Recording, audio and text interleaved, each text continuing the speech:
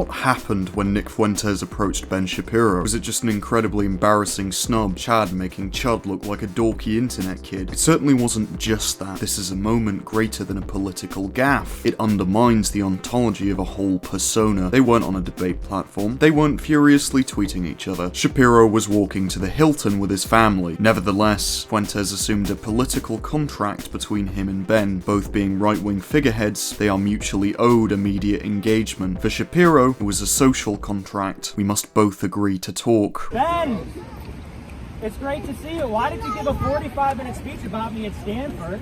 And you won't even look at my Hey, he's with his kids. Come on. Fuentes failed in courtesy and tactical wisdom as an extension of a metaphysical category error, the terminally online misjudgment that the political arena extends indefinitely. The concrete isn't privy to the porous symbology of his unruly brand. In consensus reality, what can a meme lord do against physical, unironic children? While it is obvious who won, supporters present applauded his awe and confusion at the simple, devastating non-response. If he indeed looked desperate for attention and weird, the mask slipped. The performance was a failure, and the ironic armor is proven vulnerable. Psychologically, this is totally unacceptable for followers. Anti-Semitic comments against Shapiro are made, his children become co-conspirators, and he apparently ran away like a coward. The human shields comment, which I initially didn't notice, was similar to the joke I first made after watching the clip. Ben Shapiro used children, weapons so powerful they vaporized trolls instantly. Without needing to do anything, let alone something clever, Ben Shapiro swept the floor. Fuentes literally thought this wasn't possible. He needed to make Shapiro into content through reactive acknowledgement, reified, symbolic. Within the domain of Sam Hyde's fascistic surrealism, when Fuentes is in his parents' basement, the frame is his. Plastic manipulation, continuously recontextualized control over the means of ideological production. In the car park, reality cancels the show. He is left screeching to a turned back. Debate as practice can appear liberal, democratic, equal, fair. This prestige, implied legitimacy, is precisely what fascists crave. Having Andrew Tate run his mouth uninterrupted to a third-party audience is platforming. Shock and villainy is the brand. Letting Nick Fuentes speak for 3 hours with softball questions is platforming too. If Nick isn't out of the question, neither are his views. Abraham Lincoln, racist. Such figures are to be debunked succinctly and totally without using them as the content. Like with the endless debate over trans lives, the question is the concession. Deplatforming is not silencing, it's the refusal to reproduce the story. It's walking away. If you have a civil and rational debate with Fuentes, offer theoretical critique and analysis, engage in a good faith way, you have accepted the frame. You lose. He will say, "I don't even know what the salute means." The Sartrean anti-Semite is fueled by passion that overrides their regard for reason and truth. Their hate is not to be argued with. It cannot be punctured by facts. It is existential. The spark plugs are Jewish. Jews invented spark plugs to control global traffic. This is the essence of bad faith debate. Ego defense mechanisms manifesting as attempts to intellectually wound. Learning was never the intended outcome, and the politics act to reaffirm feelings. Your books are not arguments. Your eyes are not positions. Your experience is not a narrative. A bullet is not ironic. A pram is not a joke. The children are not memes. Surreal politics vanish.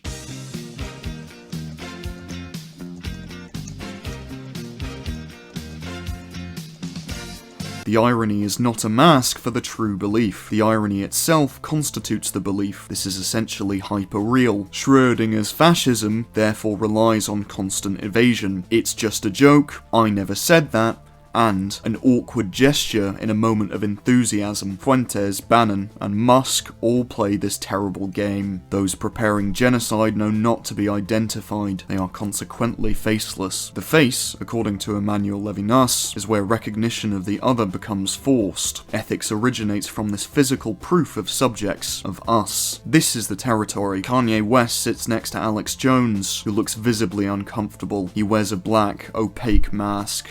He praises Adolf Hitler. That mask is the strategy, the deniability, the implicit admission, and the evidence. If it's a defensible position, not the ultimate antisocial verbalization, why mustn't he be seen? The symbols shift, the jokes are now exaggerations, and they dare call us Nazis. A little bit of a heated gamer moment, but nothing makes me angrier than this. Mask off. The mask is completely gone. The shifting's intended effect is rhetorical slipperiness and trickery, but it also absolves the bearer of the full burden of belief. With the oscillators, whether they truly believe it is also a category error. The mask merely points away. Infinite jest. I have a big problem with Jews. There's not enough of them. There's not enough of them to go around. Nick Fuentes wants his true message to be unreadable from his persona, especially for outsiders. He'll never embrace it fully, risk commitment, only say it overtly. He operates like a radioactive isotope, praised for saying it like it is. How more careful demagogues do not, yet never saying what he means. He strays too close to the cat boys, gets out-memed regularly by his audience, and is too toxic for power to linger.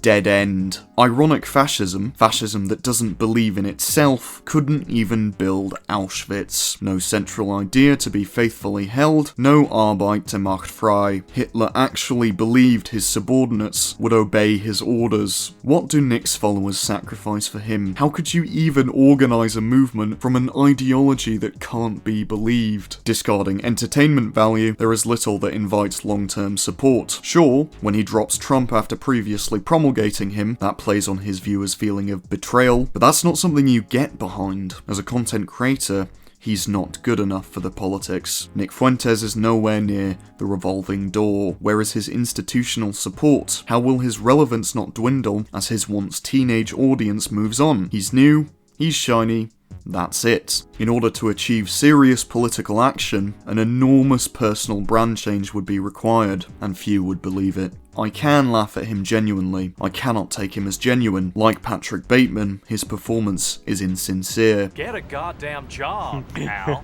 You got The way he speaks reminds me so much of Nick Fuentes. Just this, so much inauthenticity. Like, everything's a constant performance. Cool it with the anti-Semitic remarks. My ears are not a myth, and my family is not a grift. The circus act grows stale. Mainstream media flinches, glances, and never accepts. Even they are wary of the superficiality. Denial is destined to fail. Failure is temporarily avoided by the process of denial's maintenance. Aside from the odds shooter fan, Fuentes' political cohesion is lacking. The radicalization does not help his cause, it reveals what he truly is. His victory, whatever that would entail, is not ours. Fuentes' America is nothing substantial, not progress, fetishization of destruction. He's riding the wave, running out of time, and selling you a movement that doesn't move. The Groypers, no political apparatus. Exterminate. I wouldn't always defend Hitler. Neofascism is the performance of fascism.